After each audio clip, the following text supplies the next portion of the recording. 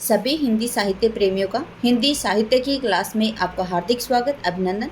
हम पढ़ रहे हैं यूथ कंपटीशन टाइम्स बुक से और इसके अंतर्गत बहुत ही महत्वपूर्ण क्वेश्चन दिए गए हैं। देखिए स्टूडेंट्स, हमने क्वेश्चन पढ़ लिए हैं अभी तक कम से कम 3000 से ऊपर, ठीक है, या फिर 4000 भी हो सकते हैं। तो देखिए, हमने आदिकाल से संबंधित महत्वपूर्ण क्वेश्चन कर लिए हैं। हिंदी साहित्य जो इतिहास है उससे संबंधित भी हमने क्वेश्चन आंसर कर लिए हैं। और जो आपका आदिकाल है, रीतिकाल है, भक्ति काल है और आधुनिक काल सबसे संबंधित महत्वपूर्ण कर लिए हैं। अब हम कर रहे हैं गद्य साहित्य से संबंधित महत्वपूर्ण प्रश्न उत्तर। गद्य साहित्य के अंतर्गत हमने नाटक और उपन्यास से संबंधित बहुत ही महत्वपूर्ण जितने भी क्वेश्चन दिए गए थे डिटेल्स के साथ में पढ़ाए हैं। इस बुक में जो डिटेल्स दी गई है वो और उस डिटेल के साथ में जो अन्य दिए गए हैं वो रचनाएं भी हमने करवाई हैं। रचनाओं का प्रत्येक का रचना काल भी बताया है, जो हमें मिला है उन सभी का हमने रचना काल भी बताया है आपको, और जो नहीं मिला है उसका नहीं बताया है, ठीक है। तो देखिए, आज का हमारा पहला क्वेश्चन है, कहानी से संबंधित है। ये कहानी से संबंधित हमारी 7वीं क्लास है। नाटक से संबंधित हमारी 15 क्लासें हुई हैं। उपन्यास से संबंधित हमारी 20 क्लासें हुई हैं। और जो अभी हम कर रहे हैं किससे संबंधित, जो कहानी है इससे संबंधित, ये हमारी 7वीं क्लास है, ठीक है। 7वीं है या फिर 8वीं है। और देखिए, जो भक्ति काल है उससे संबंधित हमारी 27 क्लासें हुई हैं। और जो आदिकाल है उससे संबंधित हमारी 12 क्लासें हुई हैं। भक्ति काल से संबंधित हमने बता दी 27 क्लासें हुई। रीतिकाल से संबंधित हमारी 13 क्लासें हुई हैं। और आधुनिक काल से संबंधित जो अलग अलग हैं, भारतीय युग की मात्र हमारी 2 क्लासें हैं। द्विवेदी युग से संबंधित कम से कम 7 क्लासें हैं। और इस प्रकार से अलग अलग क्लासें दी गई हैं और उनको प्लेलिस्ट के माध्यम से सजाया गया है। बहुत ही अच्छे तरीके से सजाया गया है। अगर आप देखना चाहें तो देख सकते हैं। क्वेश्चनों की व्याख्या इस प्रकार से, अगर आपने थ्योरी भी नहीं पढ़ी है तो मैंने क्वेश्चनों को इतनी अच्छे से समझाया आपको कि आप बगैर थ्योरी के भी आंसर तक पहुँच जाएंगे, ठीक है। क्लास में बने रहिए, लास्ट तक आपको कुछ मिलेगा। आप खुद को एहसास होगा कि हमने कुछ पढ़ा है, हमें कुछ याद हो रहा है। देखिए, आज का हमारा पहला क्वेश्चन है, आगे की रोज जो गैंग्रीन कहानी है किस अन्य नाम से जानी जाती है, ठीक है। तो मैंने पहले ही बता दिया, जो रोज जो अन्य किस नाम से जानी जाती है, गैंग्रीन नाम से जानी जाती है, ठीक है। किस नाम से जानी जाती है, तो गैंग्रीन नाम से जानी जाती है। और ये कब की है, तो सन 1934 की है। इसकी पात्र, महिला पात्र है मालती महेश्वर, और इसके जो मालती का जो भाई लगता है रिश्ते में, अतिथि, वो आया है। और इसके बेटा टीटी। 4 पात्र हैं इसमें। पत्नी, ये जैनेन्द्र जी की कहानी है। और किसमें है ये, तो देखिए, जो नीलम देश की राजकन्या सन 1938 है उसमें संकलित है ये। यहाँ पे आया है शरणदाता। तो शरणदाता किसकी है, देखिए एक बार, शरणदाता किसकी है, तो शरणदाता और जो ये कवि प्रिय है ये अज्ञे जी की कहानी है, ठीक है। पहले हम व्याख्या पढ़ लेते हैं। आगे की रोज कहानी गैंग्रीन नाम से जानी जाती है, जबकि शरणदाता और कवि प्रिया भी अज्ञे जी की कहानी है, ठीक है। शरणदाता और कवि प्रिया किसकी कहानी, अज्ञे जी की कहानी है। तथा पत्नी कहानी जैनेन्द्र जी की। पत्नी कहानी किसमें संकलित है, तो देखिए, पत्नी कहानी है इनकी, वो किसमें संकलित है, तो पत्नी कहानी इनकी नीलम देश की राजकन्या कहानी संग्रह में संकलित है, ठीक है। उसके बाद में जो अन्य रचना है इनकी, जानवी, एक कैदी और ग्रामोफोन का रिकॉर्ड, ये भी इनकी नीलम देश राजकन्या में संग्रहित हैं। और नीलम देश की राजकन्या ये कब की है, तो सन 1938 का कहानी संग्रह। इसके बाद में यहाँ पे अज्ञे जी की कहानी संग्रह दी गई है। विपथगा 1937 है। परंपरा 1944, कोठरी की बात सन 1945, शरणार्थी 1948, 1951, ये तेरे प्रतिरूप 1961 और अमर वल्लरी 1965, ठीक है। अमर वल्लरी कब की है, सन 1965 की। देखिए, इसी बुक में अमर वल्लरी का रचनाकाल सन 1945 भी दिया गया है, लेकिन मुझे वो सही नहीं लगता है। अगर आप स्टेप वाइज स्टेप लगा के देखें तो कोठरी की बात के बाद में अमर वल्लरी आता, ठीक है। तो यहाँ पे देखिए, शरणार्थी 48, जयदोल 51, प्रतिरूप, ये तेरे प्रतिरूप 61 और अमर वल्लरी 1965, ठीक है। देखिए, अगर दोनों साधु होते तो उन्हें संतोष और धैर्य के लिए संयम और नियम की बिल्कुल जरूरत न होती, यह तो इनकी प्रकृति थी। विचित्र जीवन था इनका, उपयुक्त कथन किस कहानी से उद्धृत है। देखिए, अगर दोनों साधु होते उन्हें संतोष और धैर्य के लिए संयम और नियम की बिल्कुल भी जरूरत न होती, यह तो इनकी प्रकृति थी। विचित्र जीवन था इनका, उपयुक्त कथन किस कहानी से उद्धृत है, तो ये कफन कहानी से उद्धृत है। किसे उद्धृत है, कफन कहानी। 1936 में किसकी है ये, तो प्रेमचंद जी की है। ममता किसकी है, तो ममता जयशंकर प्रसाद जी की है। रोज कहानी अज्ञे की है, जिसे गैंग्रीन नाम से भी जाना जाता है। और परिंदे कहानी निर्मल वर्मा की सन 1956 की। याद रखेंगे, जो परिंदे कहानी संग्रह है वो सन 1960 का है, ठीक है। अगर दोनों साधु होते तो उन्हें संतोष और धैर्य के लिए संयम और नियम की बिल्कुल जरूरत न होती। यह तो इनकी प्रकृति थी। विचित्र जीवन था इनका। उपयुक्त कथन ये कफन कहानी की रचना मुंशी प्रेमचंद जी से लिया गया। ठीक है।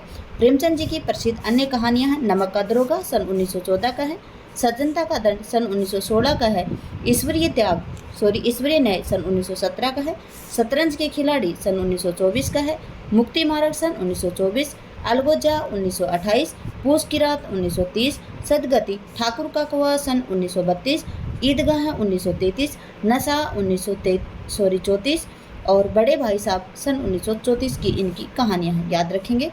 परिंदे कहानी से नई कहानी की शुरुआत मानने वाले समीक्षक कौन है? क्या पूछा है? जो परिंदे कहानी है उससे नई कहानी की शुरुआत मानने वाले कौन है? देखिए, जो नई कहानी है उसकी शुरुआत कब से बताई जाती है? तो जो नई कहानी है उसकी शुरुआत सन 1956 से है। देखिए, यहाँ पे मैं इस रचना को कन्फर्म कर देती हूँ आपको। नई कहानी का रचनाकाल कब है? सन 1956।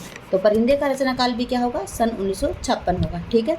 इसी किताब में 1960 भी दिया गया था, तो आप याद रखेंगे 1960 परिंदे कहानी संग्रह का रचनाकाल है। परिंदे जो कहानी है उसका सन 1956 है। ठीक है। तो परिंदे कहानी का नई कहानी से शुरुआत मानने वाले कौन थे? तो नामवर सिंह जी थे। ठीक है। काफ़ी बार आया ये क्वेश्चन, 3 बार आया। देखिए, राजस्थान कॉलेज लेक्चरर में आया है, DSSB TGT मेल में आया है और NVS TGT में आया है। अगला है, परिंदे कहानी नई कहानी की शुरुआत मानने वाले समीक्षक नामवर सिंह थे। नई कहानी नाम का दुष्यंत ने सर्वप्रथम प्रयोग किया था। नई कहानी का सबसे पहले प्रयोग करने वाले कौन थे? दुष्यंत कुमार थे। नई कहानी आंदोलन के प्रवर्तक राजेंद्र यादव, मोहन राकेश कमलेश्वर। नई कहानी आंदोलन की शुरुआत सन 1956 से मानी जाती है। तो परिंदे कहानी के लेखक कौन है? निर्मल वर्मा। और देखिए, अब आपको कन्फर्म हो गया होगा कि जो परिंदे है ये सन 1956 की ही रचना है। ठीक है। उत्तर आधुनिकता की संकल्पना हिंदी की किस कहानी में मिलती है? देखिए, जो उत्तर आधुनिकता है उसकी जो संकल्पना है हिंदी की किस कहानी में मिलती है? तो उदय प्रकाश जी की कहानी है। कौन सी? वारेन हेस्टिंग्स का सांड। ठीक है। इसमें क्या मिलती है? इसमें उत्तर आधुनिकता की संकल्पना हिंदी की किस कहानी में मिलती है? तो देखिए, जो उत्तर आधुनिकता है उसकी संकल्पना मिलती है किसमें? उदय प्रकाश की कहानी है वारेन हेस्टिंग्स का सांड। जयशंकर प्रसाद की कहानी है ममता, और ममता इनके आकाशदीप कहानी संग्रह सन 1929 में प्रकाशित हुई थी। प्रेमचंद जी की कहानी कफन जो सन 1936 की है, और जैनेन्द्र की कहानी है एक गऊ। ठीक है। अगला क्वेश्चन की व्याख्या इस प्रकार से है। उदय प्रकाश की कहानी वारेन हेस्टिंग्स का सांड उत्तर आधुनिकता की संकल्पना से मिलती है। वारेन हेस्टिंग्स एक अंग्रेज राजनीतिज्ञ थे जो फोर्ट विलियम प्रेसिडेंट का प्रथम गवर्नर तथा बंगाल की सुप्रीम काउंसिल का अध्यक्ष था। इस तरह सन 1373 ईस्वी से 1773 ईस्वी से 1785 ईस्वी तक भारत का प्रथम वास्तविक गवर्नर जनरल रहा था। उदय प्रकाश जी की कहानी है दरियाई घोड़ा। तिरिच इनका सन 1989 का है। और अंत में प्रार्थना पाल गोमरा का स्कूटर सन 1997। पीली छतरी वाली लड़की, इसको कभी नहीं भूलेंगे, ये याद रखेंगे। ये किसका है? तो उदय शंकर जी की कहानी संग्रह है पीली छतरी वाली लड़की, और ये 2001 का कहानी संग्रह है। दंतात्रेय का दुख ये सन 2002 का है, और जो मोहनदास है ये सन 2006 का है। ठीक है। अगला क्वेश्चन है, कहानी में निम्न तत्वों का सर्वाधिक महत्वपूर्ण आवश्यक तत्व कौन सा है? देखिए, जो कहानी है उसमें से ये तत्व दिए गए, उद्देश्य, कथावस्तु, पात्र और देशकाल। इनमें से सबसे महत्वपूर्ण आवश्यक तत्व कौन सा है? तो देखिए, जो कथावस्तु है वो कहानी के अंतर्गत सबसे महत्वपूर्ण विषय वस्तु है। ठीक है। तत्व है ये। कहानी के तत्वों में सर्वाधिक महत्वपूर्ण और आवश्यक है कथावस्तु। कहानी के मूलतः 6 तत्व माने जाते हैं, जो है कथावस्तु, चरित्र चित्रण, संवाद, देश काल व वातावरण, उद्देश्य और शैली। अगला क्वेश्चन है, विचित्र जीवन था इनका। घर में 2-4 बर्तनों के सिवाय कोई संपत्ति नहीं थी। फटे चिथड़े से अपनी नग्नता को ढके जाते थे। संसार की चिंताओं से मुक्त, कर्ज से लदे। यह कथन किस कहानी से उद्धृत है? तो ये कहानी है कफन। किससे है? कफन कहानी से उद्धृत है ये। और इसमें घीसू और क्या है, माधव, उनकी कहानी है इसमें। और इनके बारे में बताया गया कि विचित्र जीवन था इनका। घर में 2-4 बर्तनों के सिवाय कोई संपत्ति नहीं थी। फटे चिथड़ों से अपनी नग्नता को ढके जाते थे। संसार की चिंताओं से मुक्त, कर्ज से लदे हुए। ये कथन किस कहानी से है? तो ये कफन कहानी से है। देखिए, जब वो बुधिया है, वो पीड़ से त्राही त्राही कर रही है, उसको बच्चा होने वाला है, लेकिन वो मर भी जाती है। और वो क्या करते हैं, बताया जाता है कि वो मटर को चुरा के लेके आते हैं, वो खाते हैं। आलू को उबाल रखा उन्होंने, जो चूल्हे की राख है उसमें भुना उन्होंने और गरम गरम ही मुंह में डाल रहे हैं। फिर जो कफन के रुपए मिले थे 5, उनसे वो अच्छा खाना खा रहे हैं, शराब पी रहे हैं। ऐसी कहानी है ये कफन, बहुत ही दर्दनाक और बहुत ही जो मतलब आपके जो आप पढ़ेंगे तो आपको दिल में ऐसे दिल में नहीं, आपके शरीर के इतने रोंगटे खड़े हो जाएंगे। इतनी भयानक कहानी है इनकी कफन। और ये इनकी अंतिम कहानी है सन 1936 की। कफन कहानी को देखकर सभी का अपना अपना नज़रिया होता है। कफन कहानी को देखकर मुझे खुद को ये लगता है कि क्या पता कफन अपने लिए ही पता नहीं प्रेमचंद जी ने तैयार किया था क्या। क्यों सन 1936 को उन्होंने कफन कहानी लिखी थी अंतिम, और 1956 में ही वो स्वयं भी खत्म हो गए थे। पंच परमेश्वर हसन इनका 1916 का, और पूस का रात है इनका, पूस की रात सन 1930 का, और बड़े घर की बेटी 1910 की इनकी कहानी है। ठीक है, देखते हैं हम क्वेश्चन की व्याख्या। विचित्र जीवन था इनका। घर में 2-4 बर्तनों के सिवाय कोई संपत्ति नहीं थी। फटे चिथड़ों से अपनी नग्नता को ढके जाते थे। संसार की चिंताओं से मुक्त, कर्ज से लदे। यह कथन मुंशी प्रेमचंद की कफन कहानी का है। घिसू और माधव इस कहानी के प्रमुख पात्र हैं। इस कहानी में मुंशी प्रेमचंद जी का आदर्शवाद से मोह भंग हो गया है। वे यथार्थवाद को प्रकट करते हैं। मुंशी प्रेमचंद की यह अंतिम कहानी है। अगला क्वेश्चन है, जब लड़कों की तरह लड़कियां भी शिक्षा और जीविका की सुविधाएं निकल आएंगी तो दहेज प्रथा भी विदा हो जाएगी। उसके पहले संभव नहीं है। यह कथन किस कहानी से उद्धृत है? तो किस कहानी से उद्धृत है? ये गिला कहानी से उद्धृत है। और ये कहानी भी किसकी है? प्रेमचंद जी की कहानी है। देखिए, जब लड़कों की तरह लड़कियों की शिक्षा और जीविका की सुविधाएं निकल आएंगी तो दहेज प्रथा भी विदा हो जाएगी। उसके पहले संभव नहीं है। यह कथन कथा सम्राट मुंशी प्रेमचंद जी की गिला कहानी से उद्धृत है। नशा इनका सन 1934 का है। घर जमाई और बड़े भाई साहब, ये भी इनका सन 1934 की कहानी है। और ये किसकी कहानी है? मुंशी प्रेमचंद जी की कहानियाँ हैं। निम्नलिखित में से दलित जीवन पर आधारित कहानी कौन सी है? पूछा गया है जो दलित जीवन है उस पर आधारित कहानी कौन सी है? तो उस पर आधारित कहानी है ठाकुर का कुआं। ठीक है, क्योंकि ठाकुर के कुएं के ऊपर दलितों को पानी भरने नहीं दिया जाता है, उसी के आधार के ऊपर और उसी के इर्द गिर्द घूमती है ये कहानी।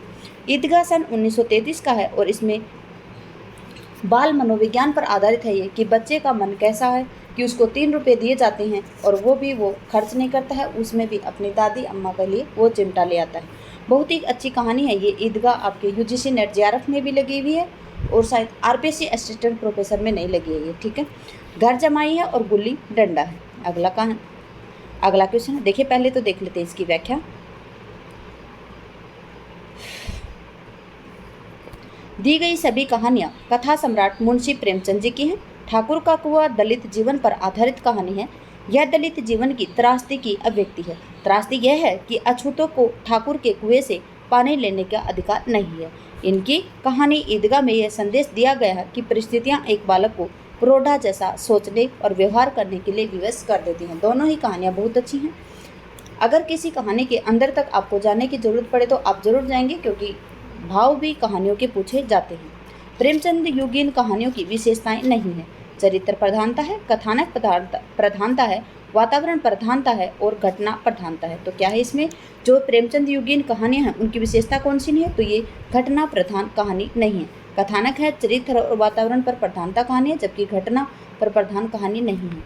प्रेमचंद युगीन कहानियों की विशेषता घटना प्रधानता नहीं है, जबकि चरित्र, कथानक और वातावरण प्रधानता प्रेमचंद युगीन कहानियों की विशेषताएं। अगला क्वेश्चन है, कानों में कंगना कहानी के लेखक कौन है? तो राधिका रमन सिंह जी कानों में कंगना कहानी के लेखक हैं। ठीक है, और जो कानों में कंगना है ये सन 1913 की इनकी कहानी है। और कानों में कंगना आपके UGC नेट JRF में लगी हुई कहानी है ये। ठीक है, कानों में कंगना कहानी के लेखक राधिका रमन सिंह जी हैं। यह कहानी सन 1913 की है। इनकी अन्य कहानियाँ हैं, अन्य कहानी बिजली है। कहानी संग्रह इनके किसके हैं? कुसुमांजलि, गांधी टोपी, सावनी और समा।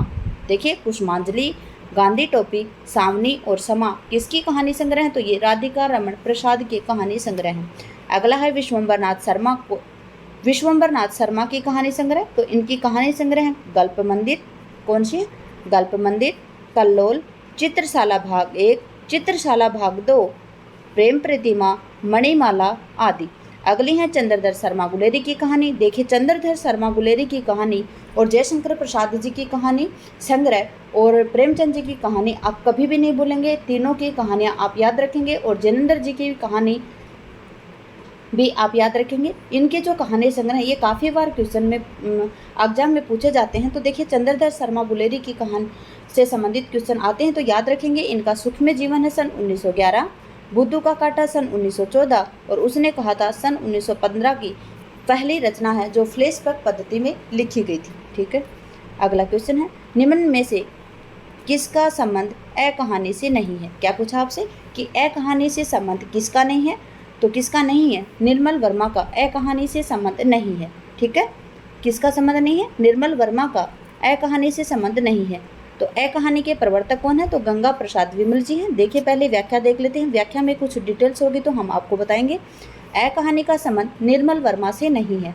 ठीक है, ए कहानी के प्रवर्तक गंगा प्रसाद विमल जी हैं। याद रखेंगे, जो निर्मल वर्मा कहानी है निर्मल वर्मा जी हैं, ये किससे संबंधित थे? तो हमने अभी पढ़ा था, जो आपकी कौन सी कहानी थी? नई कहानी थी। और नई कहानी की शुरुआत ही जो निर्मल वर्मा है उनकी जो कहानी है कौन सी परिंदे, उसी से मानी जाती है। तो ए कहानी से कौन संबंध नहीं आएंगे? निर्मल वर्मा, क्योंकि जो निर्मल वर्मा है वो नई कहानी से संबंधित है। ठीक है, ए कहानी आंदोलन की शुरुआत सन 1960 में हुई थी और जो नई कहानी है उसकी शुरुआत सन 1956 में परिंदे कहानी से माना जाता है। और किसने माना है? तो नामवर सिंह जी ने माना है। ठीक है, गंगा प्रसाद विमल, रविंद्र कालिया और दूधनाथ सिंह ए कहानी से संबंधित हैं। कहानी का तत्व नहीं है रंगमंच, देश काल, कथावस्तु और चरित्र। क्या पूछा आपसे? जो कहानी है उसका तत्व कौन सा नहीं है? तो उसका रंगमंच नहीं है। पूछा जाए आपसे रंगमंच किसका तत्व है? तो रंगमंच नाटक का तत्व है। किसका है? नाटक का तत्व है रंगमंच। कहानी का तत्व रंगमंच नहीं है। कहानी के 6 तत्व हैं: कथावस्तु, पात्र, चरित्र चित्रण, वातावरण, संवाद या कथोपकथन, भाषा शैली और उद्देश्य। जबकि रंगमंच किसका है? रंगमंच नाटक का तत्व है। किसका है? नाटक का तत्व है। निम्न में से कौन सा सुमेलित नहीं है?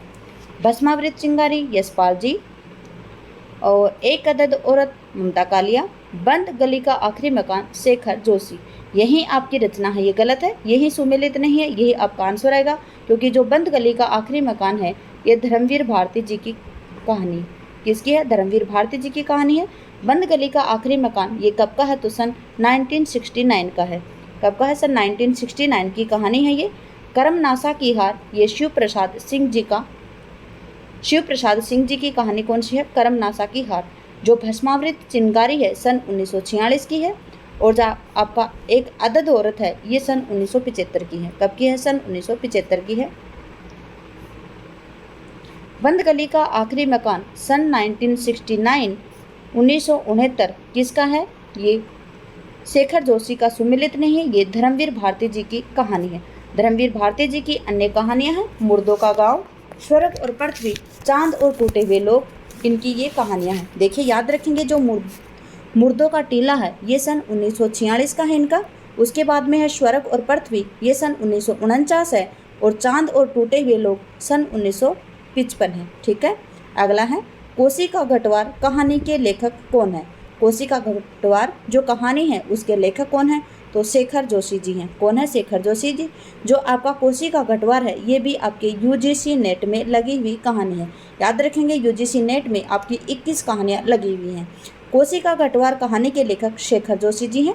शेखर जोशी की अन्य कहानी संग्रह है 7 के लोग जो सन 1978 का है, हलवाहा सन 1981, मेरा पहाड़ सन 1983, नौरंगी बीमार है सन 1990, डांगरे वाले सन 1994 और दूधनाथ सिंह की कहानी संग्रह है सपाट चेहरे वाला आदमी, सुखांत, पहला कदम, माई का शोक गीत, नमो अंधकार धर्मक्षेत्रे, कुरुक्षेत्रे और निष्कासन ये किसके हैं? दूधनाथ सिंह जी की कहानी संग्रह है। सपाट चेहरे वाला आदमी, सुखांत, पहला कदम, माई का शोक गीत, नमो अंधकार है, धर्मक्षेत्रे, कुरुक्षेत्रे और निष्कासन।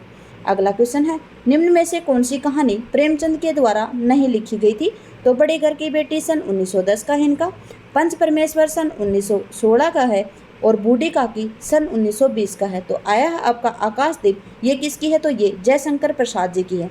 जयशंकर प्रसाद जी का ये कहानी है। तो कहानी अकेली, आकाशदीप कहानी अकेली आती है तो आएगा सन 1928।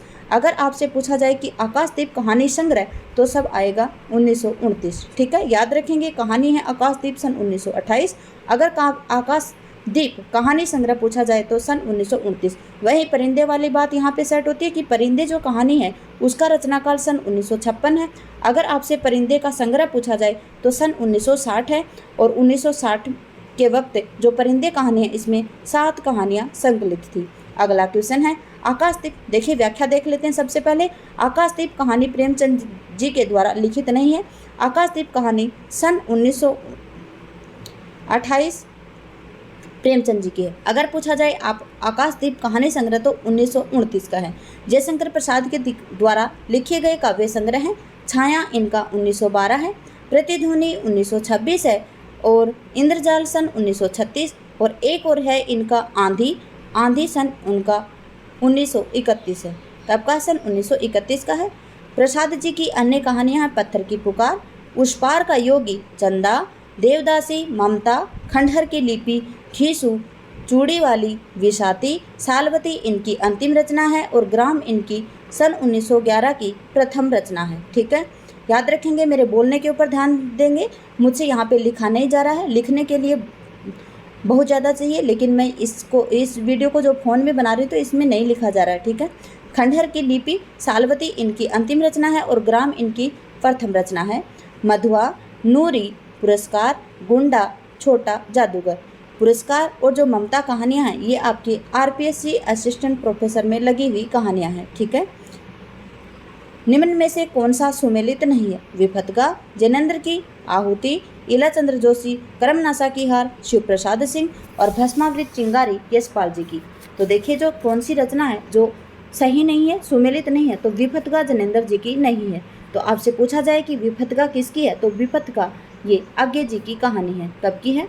आज्ञे जी की है ये। और कब की है? तो सन 1900 कब की है विफतगा?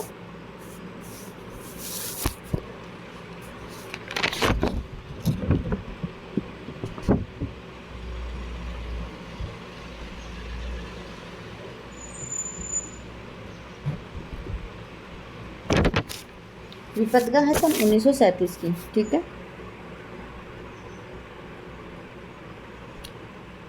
हाँ जी, विफतगा कब की है? सन 1937 की है। और आहुति इलाचंद्र जोशी जी की है। करमनासा की हार शिव प्रसाद सिंह की है और भस्मावृत चिंगारी यशपाल जी की है। जो भस्मावृत चिंगारी है ये कब की है? तो सन 1946 की कहानी है। अगला क्वेश्चन है, देखिए व्याख्या देख लेते हैं। सबसे पहले विफतगा जैनेन्द्र सुमेलित नहीं है क्योंकि विफतगा कहानी संग्रह आज्ञे जी का है। अगर विफतगा कहानी आपसे पूछा जाता है तो ये किसकी है?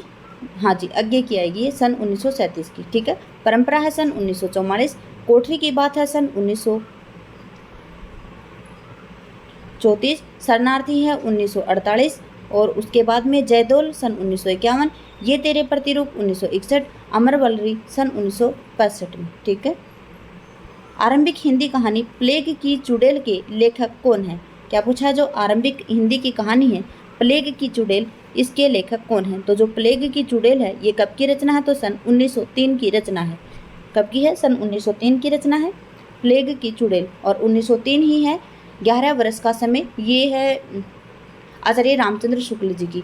तो ये 1903 की रचना है प्लेग की चुड़ैल। और ये किसकी है? तो आपसे पूछा जा रहा है तो ये भगवान दास की रचना है।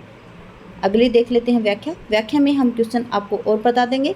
आरंभिक हिंदी की कहानी प्लेग की चुड़ैल के लेखक भगवान दास है और कब की है? सन 1903 की कहानी है। किशोरीलाल गोस्वामी की कहानी है इंदुमती। जो सन 1900 में प्रकाशित हुई थी, और जो गुलबहार है ये सन 1902 में प्रकाशित हुई थी। ये किशोरीलाल गोस्वामी जी की दो कहानियां हैं, इंदुमती और गुलबहार, और ये दोनों ही सरस्वती पत्रिका में प्रकाशित हुई थी। उसके बाद में है बंग महिला। बंग महिला की जो दुलाई वाली है सन 1907 की रचना है। गिरिजादत्त वाजपेयी की पंडित और पंडितानी, और ये जो पंडित और पंडितानी है ये भी सन 1903 की कहानी है। कब की है? सन 1903 की कहानी है। उसके बाद में है अगला क्वेश्चन, निम्न में से कौन सी रचना सही सुमेलित नहीं है? बंद गली का आखिरी मकान धर्मवीर भारती, खोई हुई थाती रविंद्र कालिया, एक और जिंदगी मोहन राकेश, रसप्रिया फणेश्वर नाथ रेणु। पूछा है कि कौन सा सुमेलित नहीं है, तो खोई हुई थाती रविंद्र कालिया जी की नहीं है। तो आपसे पूछा जाए कि जो खोई हुई थाती है ये किसकी है, तो ये गंगा प्रसाद विमल जी की है, और गंगा प्रसाद विमल जी कहानी के प्रवर्तक हैं। खोई हुई थाती रविंद्र कालिया की कहानी नहीं है, और इसका सुमेलन इस प्रकार से है। खोई हुई थाती सन 1995 गंगा प्रसाद विमल जी की है, और ये गंगा प्रसाद विमल जी कहानी के प्रवर्तक हैं। बंद गली का आखिरी मकान सन 1969 धर्मवीर भारती जी की कहानी है। एक और जिंदगी सन 1961 मोहन राकेश जी की कहानी है। रसप्रिया फणेश्वर नाथ रेणु जी की कहानी है। ठीक है। उसके बाद में है अगला क्वेश्चन, निम्नलिखित में से कौन सा सुमेलित नहीं है? तो जो डिप्टी कलेक्टर है ये किसका है? तो डिप्टी कलेक्टर अमरकांत जी की कहानी है। सुमेलित पूछा आपसे, राजा निर्बंश या अमरकांत की नहीं है, निर्मल वर्मा जी की है। डिप्टी कलेक्टर है कमलेश्वर की नहीं, अमरकांत की है। बादलों के घेरे में उषा प्रेमवदा ये भी नहीं है। बादलों के घेरे में किसकी है? तो कृष्णा सोबती जी की है। और जो यही सच है ये किसकी है? तो ये मनु भंडारी जी की है, और यही आपका सही कथन है। ठीक है, यही सच है, ये किसकी है? मनु भंडारी जी की है। यही सच है, मन्नू भंडारी की युगम सही है, ये मन्नू भंडारी की कहानी है ये, और यही सच है, ये सन 1930 की कहानी है इनकी। कब की है?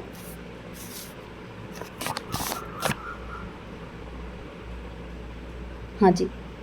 अगला है जो डिप्टी कलेक्टर, ये किसकी है? तो ये डिप्टी कलेक्टर अमरकांत जी की है। और उसके बाद में राजा निर्बंशिया ये सन 1957 में कमलेश्वर जी की है। उसके बाद में बादलों के घेरे सन 1989, और ये किसकी है?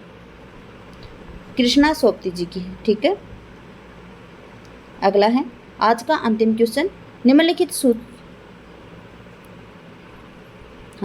निम्नलिखित सूचियों को सुमेलित आपको करना है। प्रेमचंद शतरंज के खिलाड़ी, जयशंकर प्रसाद आकाश के दीप, भगवती वाजपेयी प्रसाद ये है निंदिया लागी, और जिनेंद्र का है अपना अपना भाग्य। तो यहाँ पे आंसर आएगा आपका आ ए ई आ ए बड़ी ई और छोटी ई, बी ऑप्शन यहाँ पे ठीक है। देखिए, प्रेमचंद है शतरंज का खिलाड़ी जो 1924 की कहानी है। जयशंकर प्रसाद आकाशदीप कहानी है 1928, कहानी संग्रह पूछा जाए तो 1929। ठीक है। फिर है भगवती प्रसाद वर्मा निंदिया लागी सन 1925, और जैनेन्द्र कुमार अपना अपना भाग्य, और ये वातायन कहानी संग्रह में संकलित है। ठीक है। उसके बाद में है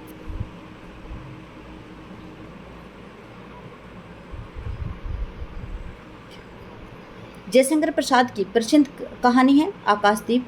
देखिए क्वेश्चन अलग से हैं, एक मिनट। आकाशदीप के मुख्य पात्र कौन है? चंदा और बुधगुप्त, चंद्रगुप्त और अलका, अशोक और चारुमित्रा, होरी और बुधिया। तो देखिए जो चंपा और बुधगुप्त हैं ये इस कहानी के पात्र हैं। जयशंकर प्रसाद की कहानी आकाशदीप सन 1929 में मुख्य पात्र चंपा और बुधगुप्त हैं। अन्य दिए गए पात्रों का संबंध आकाशदीप कहानी से नहीं है। अगला क्वेश्चन है पर्दा कहानी के लेखक कौन है? तो जो पर्दा कहानी है उसके लेखक यशपाल जी हैं। यहाँ पे आए आपके जो पर्दा कहानी के लेखक कौन है? यशपाल जी। और इनकी अन्य कहानियाँ हैं पिंजरे की उड़ान, मकरीर, अभिशप्त, फूलों का कुर्ता, धर्म युद्ध। ठीक है। कौन सी है इनकी? एक मिनट।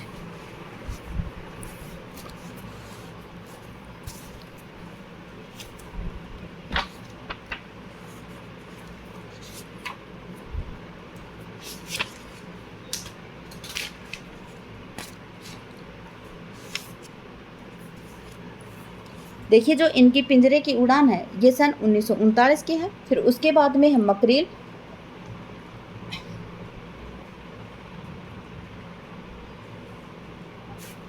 फिर मकरील के बाद में अभिशप्त, जो अभिशप्त है ये इनकी 1944 की है।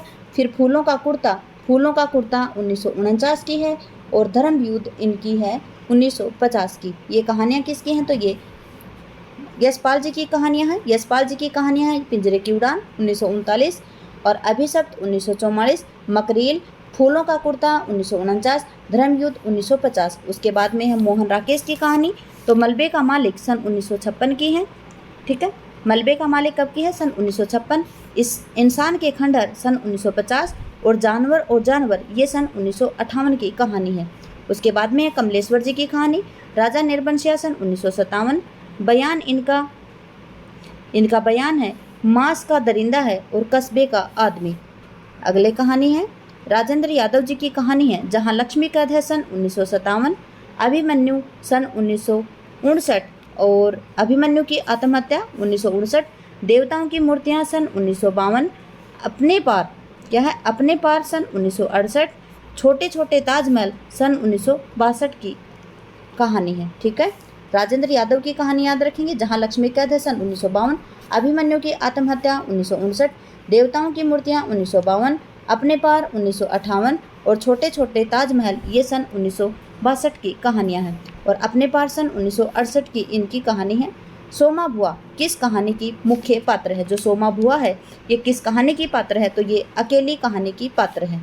ठीक है, सोमा बुआ मन्नू भंडारी की एक प्रसिद्ध कहानी है जो अकेली कहानी की मुख्य पात्र है। मैकू प्रेमचंद जी की कहानी है और ये इसके पात्र कौन है? मैकू। पंचलाइट फणीश्वर नाथ रेणु की कहानी है और ये इसके पात्र हैं गोदन। शरणदाता आज्ञे जी की कहानी है और इसके पात्र हैं देवेंद्र जी। अगला क्वेश्चन है निम्नलिखित कहानी में कौन सा कहानी संग्रह नासिरा शर्मा का है? नासिरा शर्मा का कहानी संग्रह आपसे पूछा गया है तो कौन सा है नासिरा शर्मा का कहानी संग्रह? तो ये पत्थर गली है। जो कहानी संग्रह है ये किसका है? नासिरा शर्मा का है। पत्थर गली कहानी संग्रह नासिरा शर्मा जी का है और ये कब का है? पत्थर गली। तो देखिए इसमें आएगा पत्थर गली का रचना काल है सन 1986। कब का है? सन 1986 का।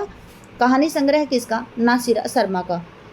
पत्थर गली कहानी संग्रह किसका है? नासिरा शर्मा का। इसके बाद में है सामी कागज और उसके बाद में है इब्ने मरियम जो सन 1994 का है। उसके बाद में है खुदा की वापसी जो सन 1998 का है। फिर है इंसानी नस्ल ये 2001 का है और दूसरा ताजमहल ये सन 2002 की कहानी है। छोटे छोटे ताजमहल कहानी है वो राजेंद्र यादव की है। कब की है? सन 1962 की है। याद रखेंगे छोटे छोटे ताजमहल कहानी किसकी है? तो राजेंद्र यादव की सन 1962 की है और दूसरा ताजमहल सन 2002 नासिरा शर्मा जी की कहानी है। अगला आज का अंतिम क्वेश्चन है निम्नलिखित कहानियों में चंद्रधर शर्मा गुलेरी की कहानी नहीं है। आ गया वही क्वेश्चन। देख लिए मैंने बताया था आपको कि जो कौन सी है इसमें क्या पूछा कि निम्नलिखित में से कौन सी कहानी चंद्रधर शर्मा गुलेरी की नहीं है? 11 वर्ष का समय भी नहीं, एक टोकरी भर मिट्टी भी नहीं, बाबा भारती, एक ही रचना सुख में जीवन। तो यहाँ पे देखिए आया है निम्नलिखित में से कौन सी कहानी चंद्रधर शर्मा गुलेरी की नहीं है? ये नहीं पूछा जाएगा। इसमें पूछा जाएगा कि चंद्रधर शर्मा गुलेरी की रचना इनमें से कौन सी है? तो एक आएगा ये सुख में जीवन। इनकी 3 रचनाएं हैं। सुख में जीवन बुद्धू का काटा सन 1914 और उसने कहा था सन 1915 की कहानी है। देखते हैं इसकी व्याख्या। दिए गए विकल्पों में सुख में जीवन चंद्रधर शर्मा गुलेरी की कहानी है। देखिए तभी यहाँ पे स्टार दिया गया है। अन्य तीनों कहानियों के लेखक गुलेरी जी नहीं है। एक टोकरी भर मिट्टी सन 1901 की कहानी है और किसकी है? ये माधवराव सप्रे की कहानी है। ठीक है, इसमें एक बूढ़ी माँ है और उसकी एक पोती है और उसका पूरा परिवार खत्म हो जाता है। 11 वर्ष का समय है ये किसकी है? रामचंद्र शुक्ल जी की और कब की है? सन 1903 की है। बाबा भारती और डाकू खड़ंग सिंह का संवाद हार की जीत कहानी के अंतर्गत आता है जो सुदर्शन जी की द्वारा लिखी गई कहानी है। इसी के साथ में करते हैं क्लास का समापन। क्लास में बने रहने के लिए आपका धन्यवाद। आपका दिन शुभ रहे। जय हिंद, जय भारत, जय जवान, जय किसान।